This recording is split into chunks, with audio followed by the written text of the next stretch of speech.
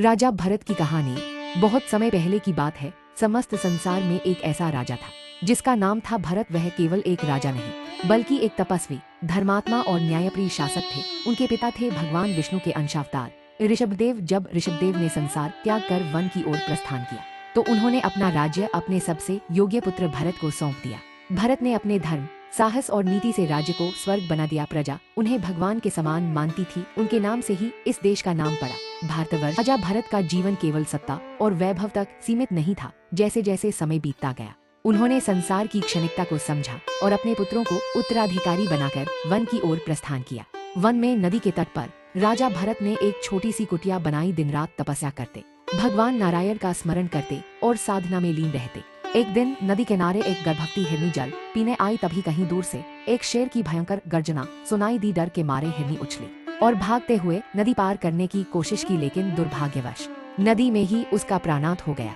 किंतु उसकी कोख से एक नन्हा शावक बाहर आ गया, एक मासूम कांपता हुआ हिरण का बच्चा। राजा भरत का हृदय द्रवित हो गया। उन्होंने उसे उठाया, अपने आश्रम ले आए और उसकी सेवा करने लगे। दिन बीतते गए। राजा भरत का मन अब ध्यान और साधना से हटकर उस हिरण के बच्चे में लगने लगा। वह, उसके भोजन, उसके खेल, उसकी सुरक्षा में इतने उलझ गए कि भगवत भक्ति पीछे छूट गई। और जैसे ही मृत्यु का समय आया, राजा भरत का अंतिम विचार भी उसी हिरण के बारे में था। ये हिरण अकेला रह जाएगा, उसे कौन दिखेगा? और यही मोह उन्हें अगले जन्म में हिरण बना गया।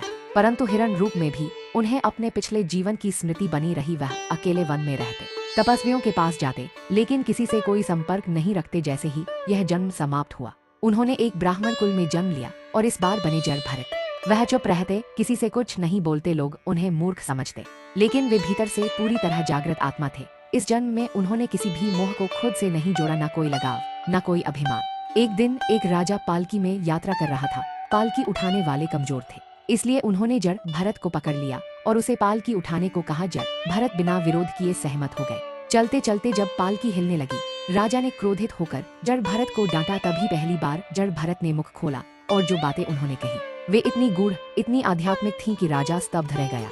उस दिन से राजा भी उनका शिष्य बन गया। जड़ भरत ने इस जन्म में पूर्ण आत्मज्ञान प्राप्त किया और जीवन के अंत में मोक्ष को प्राप्त हुए। कहानी की सीख है। यह कथा हमें सिखाती है कि मोह और ममता जीवन के सबसे बड़े बंधन है, चाहे कितना भी पुण्य क्यों ना हो। यदि अंत समय में मन भटका तो जन्मों तक भटकाव बना रहता है।